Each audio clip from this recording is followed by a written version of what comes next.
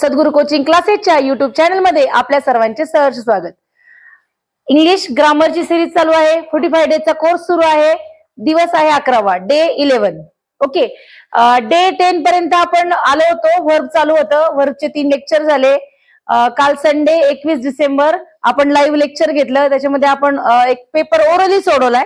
आपण आता काय करणार आहे की तो जो पेपर आहे तो मी तुम्हाला म्हणजे जे माझे ऑनलाईन स्टुडंट आहेत त्यांना सुद्धा मी पोस्टच्या फॉर्म मध्ये देणार आहे. पोस्ट मध्ये फोटो टाकून देणार आहे. तुम्ही नक्कीच त्या पोस्टवर रिप्लाय करा, तो पेपर सोडवा. आणि जे माझे ऑफलाईन स्टुडंट आहेत जे इथे म्हणजे समोर बसलेले आहेत तर त्यांच्यासाठी हार्ड कॉपी काढून मी तो पेपर घेणार आहे. आणि विशेष म्हणजे त्याच्यात ज्याचा पहिला नंबर आहे त्याला बक्षीस पण मिळणार आहे. त्याची पण पोस्ट आपण टाकणार आहे युट्यूबवरच. त्याच्यामुळं बघा, प्रॅक्टिस करा. जे काही तुम्हाला 10 दिवसात शिकवलंय ते पुन्हा एकदा रिवाइज करा. तर तुम्हाला सरप्राईज तुमची टेस्ट असणार आहे कमिंग डेज मध्ये. मी डे टाइम सांगणार नाही, अचानक टेस्ट पाठवणार आहे. तुम्ही प्रिपेअर करायचंय आणि ती टेस्ट अटेंड करायची आहे. ऑफलाईन मुलांना सुद्धा अचानक पेपर देणार आहे. त्यामुळे 10 दिवसांचा अभ्यास व्यवस्थित करून घ्या. आज दिवस 11वा आहे. 11व्या दिवसाचा सब्जेक्ट आहे ऍडव्हर्ब. ऍडव्हर्ब. आता ऍडव्हर्ब म्हणजे काय? क्रियाविशेषण. मराठीमध्ये ऍडव्हर्बला क्रियाविशेषण म्हणतात. म्हणजे असा शब्द जो क्रिया कशी झाली याला डिस्क्राईब करतो. नाऊनला डिस्क्राईब करणारा ऍडजेक्टिव्ह आणि व्हर्बला डिस्क्राईब करणारा ऍडव्हर्ब. पण हा व्हर्बलाच डिस्क्राईब करतो असं काही नाही. कधी कधी हा ऍडजेक्टिव्हला पण डिस्क्राईब करू शकतो.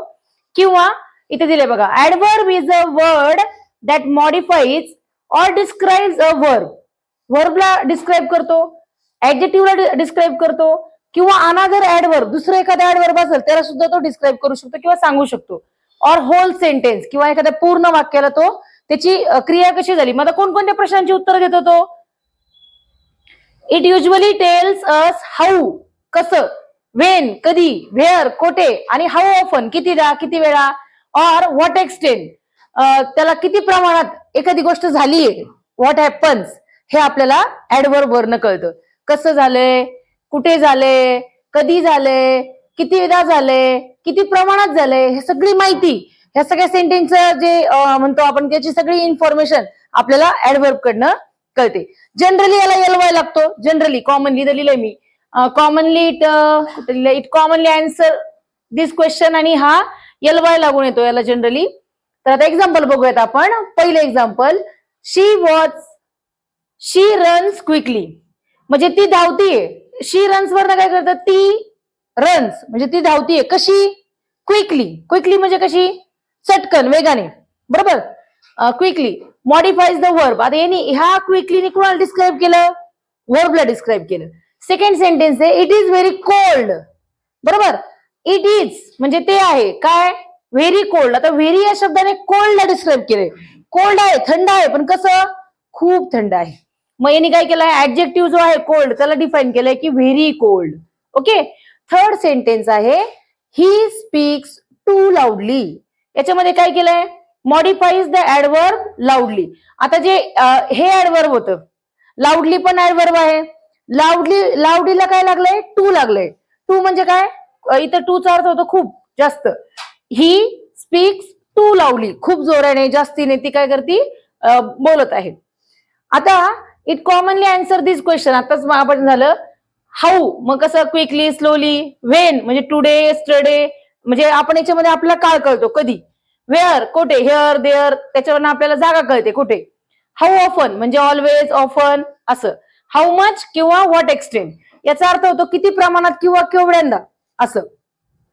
आता बाकीच्या सगळ्या म्हणजे नाऊन, प्रोनाऊन, ऍडजेक्टिव्ह आणि वर्ब सारखे याचे पण टाइप्स आहेत. तर आपण ऍडव्हर्बचे टाइप पाहूयात. Types of adverb. पहिला आहे adverb of manner. It tells how an action is done. क्रिया कशी झाली हे दाखवण्यासाठी आपण ऍडव्हर्ब ऑफ मॅनर वापरतो. याला generally commonly ends with alloy. कशाने एंड होतो याचा? तर याच्या शब्दाच्या शेवटी एलवाय हे जोडलेलं असतं. एलवाय सफिक्स असतं त्याला. ओके. एक्झाम्पल बघा, शी सिंग्स, तिने गाणं गायलंय, पण कसं? ब्युटिफुली म्हणजे कसं? अधिक सुंदर पद्धतीने तिने गाणं गायलेलं आहे. ही वर्क हार्ड, त्यांनी काम केलंय, पण कसं?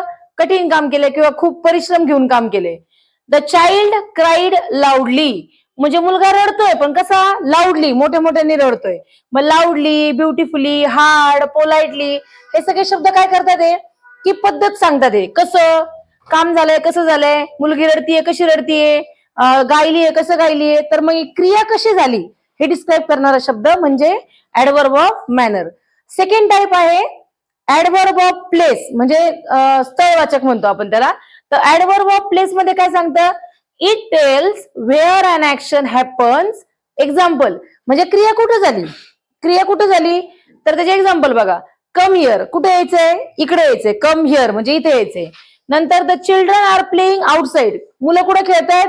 बाहेर खेळतायत. Outside, here, everywhere, nearly, these are the example of places. म्हणजे याच्यावरनं काय कळतं आपल्याला? कुठं, कधी, म्हणजे असं आपल्याला हे याच्यावरनं प्लेस कळतात. म्हणून याला काय म्हणतो आपण?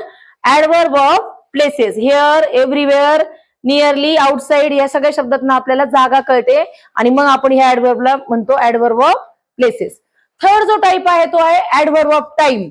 आता it tells when the action happens, कधी झाली, क्रिया कधी झाली, सकाळी झाली, दुपारी झाली, आत्ता झाली, थोड्या वेळापूर्वी झाली, कधी झाली, हे सांगणारा शब्द आहे adverb of time. It tells when an action happens.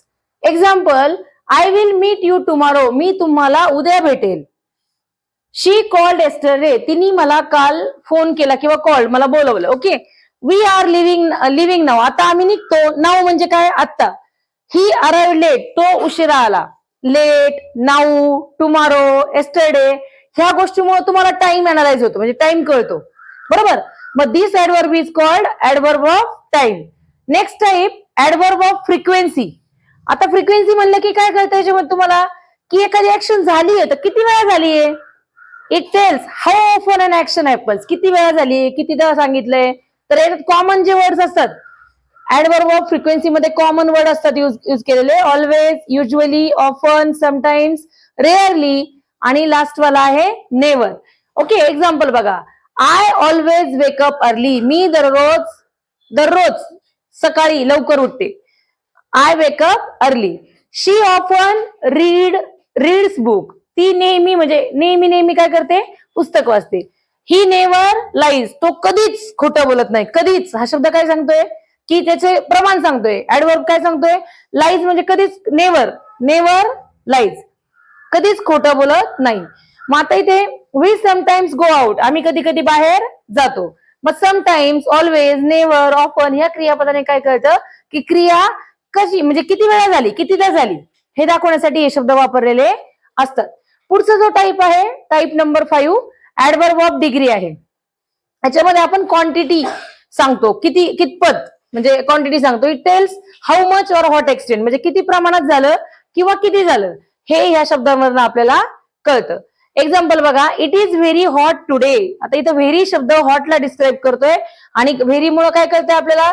खूप गरम होतंय. खूप या शब्दाने ह्या गरम होण्याची तीव्रता समजून सांगितली आहे. शी इज टू क्राईड, म्हणजे ती खूप रडतीये. टू या शब्दाने काय सांगितलंय? की ती खूप जास्त रडतीये. ही इज क्वाईट इंटेलिजंट, तो बऱ्यापैकी इंटेलिजंट आहे, म्हणजे हुशार आहे. Quite intelligent. I am almost finish, म्हणजे माझं जवळजवळ संपलेलं आहे. मग व्हेरी, टू, क्वाईट, ऑलमोस्ट ह्या शब्दाने आपल्याला काय कळतंय? की आपण डिफाईन करतो की किती प्रमाणात झालंय किंवा किती वेळा झालंय हे डिस्क्राईब करण्यासाठी आपण ऍडव्हर्ब ऑफ डिग्री वापरतो. आता पुढचं आहे adverb of reason. Type number 6 आहे. It tells why something happen, एखादी गोष्ट का झाली हे सांगण्यासाठी आपण ऍडव्हर्ब ऑफ रिझन वापरतो. याच्यामध्ये एक्झाम्पल सांगितले बघा. काय काय शब्द आहेत? तर 2 वाक्य जोडणारे शब्द असतात. देअर फोर, दस, सो हे सगळे शब्द रिझन साठी वापरले जातात. म्हणजे मी उशिरा आलो कारण, मग कारण की म्हणजे देअर फोर, दस आणि सो. याच्यामुळे आपल्याला हे वाक्यातनं काय कळतं? की आपलं कारण जे असतं ते पुढच्या पार्टमध्ये असतं. पहिल्या पार्टमध्ये डिस्क्रिप्शन असतं आणि पुढच्या पार्टमध्ये कारण असतं.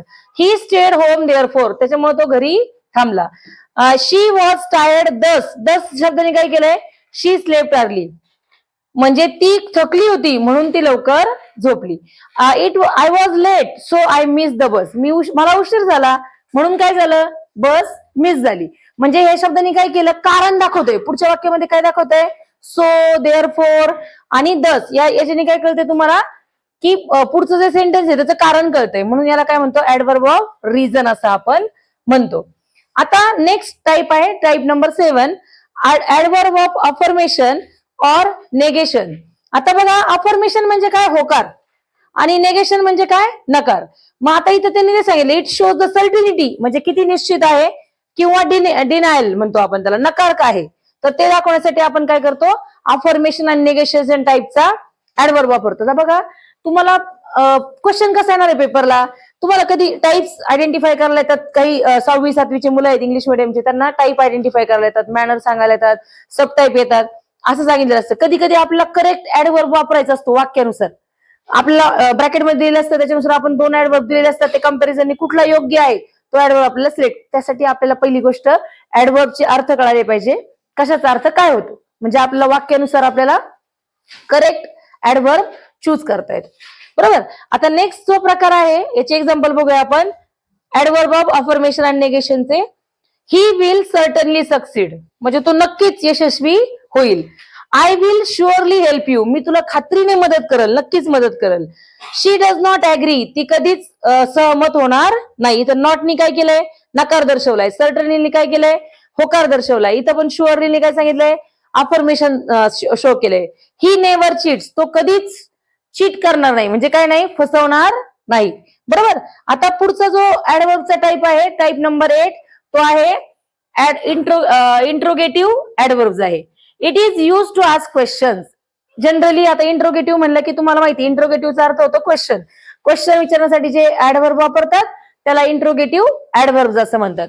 फॉर एक्झाम्पल बघा, when are you coming, where do you live, when are you coming, where do you live, why are you late, how did you do this. हे सगळे काय आहे, क्वेश्चन वर्ड आहेत. काय आहेत, क्वेश्चन वर्ड आहेत. मग यातला when, परत where, why, याच्यामुळे तुम्हाला काय कळतंय की त्याच्यात म्हणजे तुम्हाला क्वेश्चन विचारण्यासाठी वापरला. इंट्रोगेटिव्ह ऍडवर्ब्स आहे ते. तर आता तुम्ही म्हणता की हे शब्द आपण आधी वापरले होते, आणि आधीच्या याच्यात मग आपले प्रोनाउन मध्ये पण आपण याचा अभ्यास केला होता. इंट्रोगेटिव्ह प्रोनाउन मध्ये पण आपण याचा अभ्यास केलेला होता. बरोबर. आता रिलेटिव्ह ऍडवर्ब्स. आता रिलेटिव्ह ऍडवर्ब्स मध्ये काय सांगितलं, it is use to join, काय जॉईन करायला सांगितलंय, क्लॉजेस. आता क्लॉजेस हा एक ग्रामरचा महत्वाचा भाग आहे. क्लॉजेस मध्ये काय असतं की एक मुख्य वाक्य असतं, एक गौण वाक्य असतं, मेन क्लॉज, सबऑर्डिनेट क्लॉज. याला जोडण्यासाठी आपण काही शब्द वापरतो. तर ते को जॉईन करण्यासाठी जे शब्द वापरतो त्याला आपण रिलेटिव्ह ऍडवर्ब वापरतो बऱ्यापैकी. तर आता रिलेटिव्ह ऍडवर्ब मध्ये तेच आहे. It is use to join the clauses, refer back to noun again म्हणजे ते नाउनला रेफर करण्यासाठी वापरले जातात. बघा, this is the place where I was born म्हणजे हीच ती जागा जिथे माझा जन्म झालेला आहे. मग आता इथं वेअर या शब्दाने काय दाखवलं, प्लेसला इंडिकेट केलंय. पुन्हा that is the day when we meet तोच तो दिवस जेव्हा आम्ही भेटलो, वी मेट. नंतर I know the reason why he left मला माहितीये कारण कशाचं, तो का लेफ्ट झाला म्हणजे का निघून गेला किंवा का कशासाठी गेला. तर हे सगळे तुमचे टाइप्स ऑफ ऍडवर्ब होते. ऍडवर्बचे काही कॉमनली एक्झाम्पल आपण थोड्याच वेळात पाहूयात. आता आपण ऍडवर्बचे फॉर्मेशन ऑफ ऍडवर्ब पाहूयात. म्हणजे ऍडवर्ब कसं तयार केलं जातं. जर नाऊन दिलं असेल तर नाऊनचं ऍडवर्ब कसं होतं, ऍडजेक्टिव्ह दिलं असेल तर ऍडजेक्टिव्हचं ऍडवर्ब कसं करायचं. तर काही बेसिक रूल्स आहेत जे आपल्याला उपयोगी पडतात कशात, ऍडजेक्टिव्हचं ऍडवर्ब मध्ये कन्वर्ट करताना किंवा नाऊनचं ऍडवर्ब मध्ये कन्वर्ट करताना. बघा, रूल काय आहे, जर दिलेल्या शब्दाच्या मागे आपण ly लावला, जसं की क्विकली, तर आपलं काय होतं, क्विक हा काय आहे, क्विक म्हणजे चटकन ऍडजेक्टिव्ह आहे, त्याला ly लावला की काय झालं, क्विकली. म्हणजे ly लावल्यामुळे त्याचा ऍडजेक्टिव्हचा ऍडवर्ब होतो. बरं, आता नेक्स्ट जो रूल आहे त्याच्यामध्ये काय सांगितलंय, जर दिलेला वर्ड वायने एंड झाला, जसं की हॅप्पी कशाने एंड होतो, वायने एंड होतो. मग वाय काढून टाकायचा आणि त्याच्या जागेवर ILY लावायचा. हे बघा, if the word ends with y then remove y and add ILY, जसं की happily. Third rule, if the word ends with LE, जर वर्ड LE नी एंड होत असेल, तर त्याच्यामध्ये रिमूव्ह ई काढून टाकायचं त्याचा आणि LY करायचं. ईच्या जागेवर काय टाकायचा, वाय टाकायचं. एक्झाम्पल बघा, gently. If ends with the, आता फोर्थ रूल आहे, if the word ends with the IC म्हणजे जसं बेसिक हा शब्द आहे आयसी नी एंड झाला तो तर then add ALLY to make its adverb म्हणजे त्याचा ऍडवर्ब बनवताना आपल्याला काय करायचं त्याच्याऐवजी बेसिकच्या पुढं ALLY लावायचा म्हणजे बेसिकचा झाला बेसिकली बेसिकली म्हणजे आपण काय केलं दिलेल्या शब्दाचा ऍडवर्ब बनवण्यासाठी आपल्याला कधी कधी LY लावायला लागतो कधी ILY लावायला लागतो तर ई असेल तर कधी नुसतं आपण ईच्या जागेवर वाय करतो आणि कधी आयसी ने एंड झाला तर आपण त्याचा ALLY लावतो ओके आता आपण काही एक्झाम्पल बघूयात आता पहिले काय करू आपण formation of adverb from adjective दिलाय आणि ऍडजेक्टिव्हचं आपल्याला ऍडवर्ब करायचं हे एक्झाम्पल बघूयात आणि दुसरं एक्झाम्पल आहे नाऊन दिलेत आणि नाऊनचा आपल्याला ऍडवर्ब करायचंय चला माझ्या मागे म्हणा quick quickly slow slowly careful carefully polite politely calm calmly soft softly loud loudly kind kindly happy happily easy easily angry angrily busy busily lazy lazily heavy heavily gentle gently simple simply terrible terribly possible possibly probable probably humble humbly basic basically economic economically scientific scientifically dramatic dramatically automatic automatically आता इथं हा exception आहे अपवाद आहे बघा पब्लिकला publicly केले का आपण नाही तर पब्लिकला काय झालंय फक्त LY लावलाय म्हणा पब्लिक पब्लिकली आता बघा हे जे काही 5-6 वर्ड्स आहेत त्याचं रेग्युलर तेच राहतं म्हणजे जरी तो हे असेल ऍडजेक्टिव्ह असेल तर त्याचं ऍडवर्ब पण तेच राहतं जसं की म्हणा fast fast hard hard early early late late straight straight आता हे काही इरेग्युलर आहे शेवटचे गुड असेल तर काय होतं वेल म्हणा गुड वेल बॅड बॅडली फार further little little much much हे लिटिल लिटिल आणि मचच राहिले आता बघा हे झाले सगळे काय झाले मी काही एक्झाम्पल दिले कशाचे ऍडजेक्टिव्हचे जे ऍडजेक्टिव्हचं आपण कन्व्हर्जन केलं ऍडवर्ब मध्ये काय काय लावलं जनरली लावला आपण इथं LY नंतर आपण वाय आला होता मग ILE लावला मग IC आला होता इथं LE आला होता वाय काढून ई काढून त्याला वाय लावला आणि नंतर इथं IC आला होता त्याला ALLY लावला आणि काही सेम ऍज द ऍडजेक्टिव्ह जसं ऍडजेक्टिव्ह होता तसंच राहिलं आणि हे इरेग्युलर वाले होते ओके एवढे काय बघितले आपण एक्झाम्पल बघितले कशाचे formation of adverb from adjective आता नेक्स्ट एक्झाम्पल बघूया formation of adverb from noun noun दिलाय आणि त्याचा आपल्याला ऍडवर्ब करायचं म्हणा day daily week weekly month monthly year yearly hour hourly night nightly आता होमला वाढ लागलाय बघा home homeward north northward south southward east eastward back backward आता इथं वाईज लागलंय क्लॉक क्लॉकवाईज लेंथ वाईज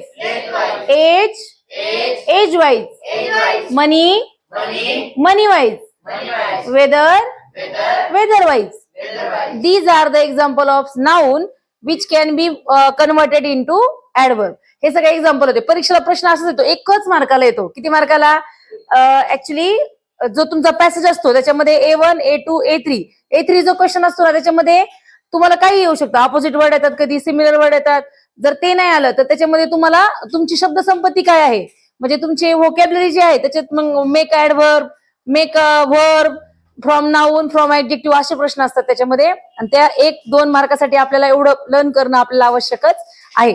तर अशा प्रकारे आजचा 11वा दिवस संपलाय. आजच्या 11व्या दिवशी आपण ऍडव्हर्ब समजून घेतले, ऍडव्हर्बचे टाईप बघितले, ऍडव्हर्बचं फॉर्मेशन बघितलं नाऊन आणि ऍडजेक्टिव्ह मधून. आशा आहे तुम्हाला आजचा व्हिडिओ नक्कीच कळला असेल. आणि आपण आता पुढच्या व्हिडिओमध्ये म्हणजे डे 12 मध्ये आपण पुढचा पार्ट जो आहे, म्हणजे आता ऍडव्हर्ब झालंय, ऍडव्हर्बच्या पुढे काय आहे, प्रिपोजिशन आहे. तर 6 नंबरचा जो पार्ट ऑफ स्पीच मधला टॉपिक आहे प्रिपोजिशन, तो आपण उद्याच्या व्हिडिओमध्ये पाहणार आहे. आजचा व्हिडिओ तुम्हाला कळला असेल. जर काही डाऊट्स असतील, शंका असतील, कमेंट सेक्शन मध्ये कळवा. नक्कीच त्या शंकाचं निरसन केलं जाईल. आशा आहे तुम्हाला आजचा व्हिडिओ नक्की कळला असेल. भेटूया पुढच्या व्हिडिओमध्ये.